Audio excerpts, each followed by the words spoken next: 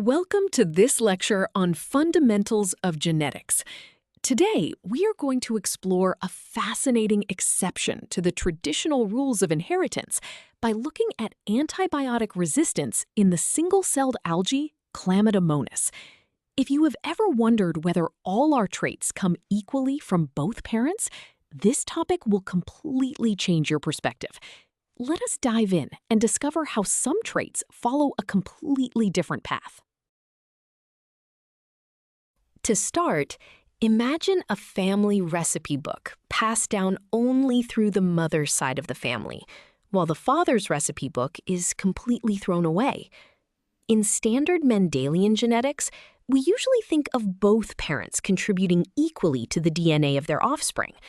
However, cells also contain tiny organs called organelles, such as chloroplasts and mitochondria, which possess their own separate DNA. In Chlamydomonas, the DNA inside its single large chloroplast is passed down from only one specific parent. This is much like that maternal recipe book, opening up a whole new world of genetics beyond the nucleus.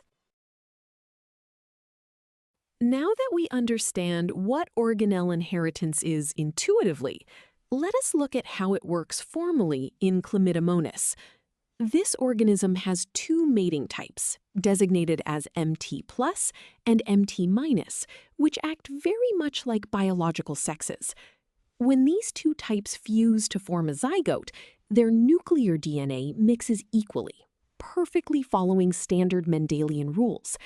However, the chloroplast DNA, which carries genes for traits like resistance to the antibiotic streptomycin, is inherited almost exclusively from the MT+ parent. The chloroplast DNA from the MT- parent is actively degraded and destroyed by enzymes shortly after mating.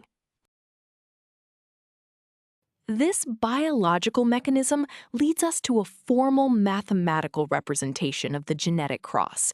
Conceptually, this formula captures the absolute dominance of the MT+ parent's chloroplast DNA. Let us break down the symbols. P stands for the probability of a specific outcome. F1 represents the first filial generation, or the offspring. The symbols MT+ and MT- represent the two mating types of the parent cells. Finally, STRR and STRS denote the traits of streptomycin resistance and sensitivity. The vertical bar means given that. So if the MT+ parent is resistant, the probability of the offspring being resistant is exactly 1.0, regardless of the MT- parent. Before we move on, let us see this with a concrete example. A genetics researcher crosses a streptomycin-resistant MT+ strain with a streptomycin-sensitive MT- strain. We need to find the phenotype of the resulting offspring. Because streptomycin resistance is encoded in the chloroplast DNA, we use the formula where the F1 phenotype equals the MT+ phenotype. We simply substitute the known trait of the MT+ parent, which is resistant, directly into our equation. Therefore, our final answer is that 100% of the offspring will be streptomycin resistant. Physically, this means every single offspring will survive and grow in a petri dish containing the antibiotic. Now that we have used this formula, let us understand the biological proof behind why it works. We are setting out to prove why the offspring perfectly mirror one parent. The first logical step is identifying that the resistance gene is located in the chloroplast DNA, not the nucleus. Next, we apply the rule that chloroplast DNA exhibits strict uniparental inheritance. During mating, enzymes actively degrade the chloroplast DNA from the MT- parent. Because this genetic material is physically destroyed, the trait from the MT- parent is completely lost. This reasoning perfectly explains why the mathematical formula only depends on the MT+ parent. So we have proven that the trait follows the MT plus parent in our first cross. This brings us to a critical scientific test, the reciprocal cross. Why does this matter? A reciprocal cross is a standard genetic test used to see if the sex or mating type of the parent affects how a trait is inherited. If this were a standard Mendelian nuclear trait, swapping the traits between parents would not change the outcome at all. In this new cross, the researcher intentionally swaps the traits, crossing a streptomycin-sensitive MT plus strain with a streptomycin-resistant MT minus strain. We must now determine what happens to the offspring. This new setup requires us to adjust our mathematical representation. This formula calculates the probability of the offspring surviving exposure to the antibiotic. Let us look at the variables. P survival is the chance the offspring lives.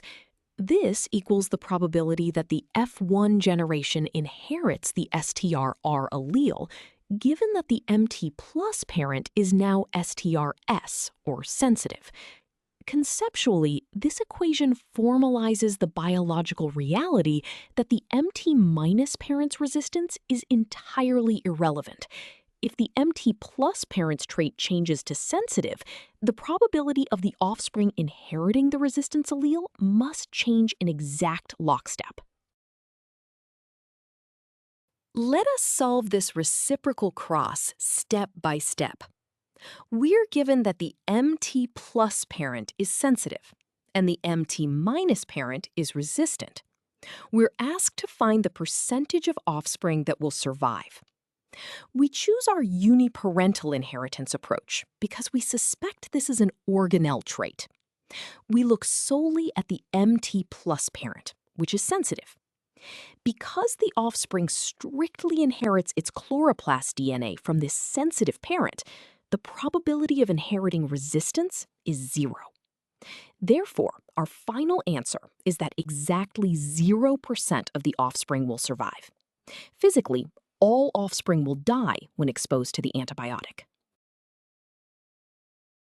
We have our result, but now we must prove what it means for genetics.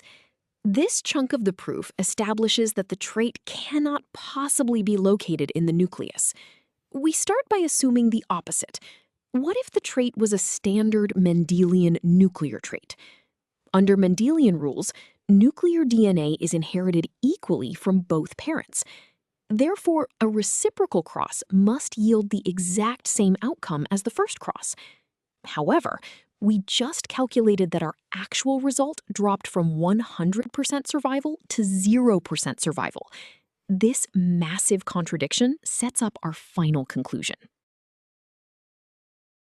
Continuing our proof, we look at the drastic difference between the two crosses. The first cross gave us total resistance, while the reciprocal cross gave us total sensitivity. The mathematical reasoning here is simple but powerful. The outcome perfectly tracks the MT plus parent every single time. This proves that the resistance gene from the MT minus parent was completely destroyed during the mating process. Because the inheritance pattern completely violates Mendelian equality, we can definitively conclude that the trait is inherited outside the nucleus. We have successfully proven the principles of extrachromosomal inheritance. To reinforce what we have just proven, let us look at this diagram illustrating both crosses. On the left, we see cross 1. Notice the green MT plus cell, which is resistant, fusing with the blue MT minus cell. In the middle step, you can clearly see the blue chloroplast DNA disintegrating. As a result, all 4 offspring at the bottom are green and resistant.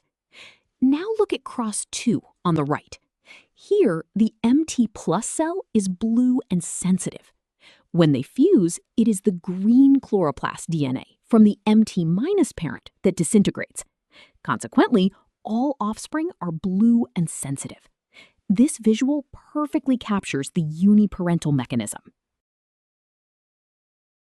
Now that we fully understand the mechanism, we must ask, why is this important in the real world? This concept is absolutely critical because it proves the nucleus is not the only place where heredity happens. Scientists use this uniparental inheritance to trace evolutionary lineages because organelle DNA changes very slowly. In modern agriculture, scientists place modified genes in the chloroplast rather than the nucleus. Because pollen does not carry chloroplasts, this prevents modified genes from spreading into the wild.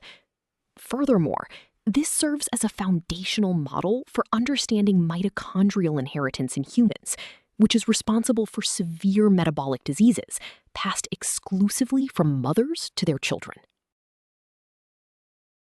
We have covered a lot of ground today, so let us review the key takeaways. First, we learned that organelles like chloroplasts possess their own DNA and follow their own unique rules of heredity, completely separate from the nucleus.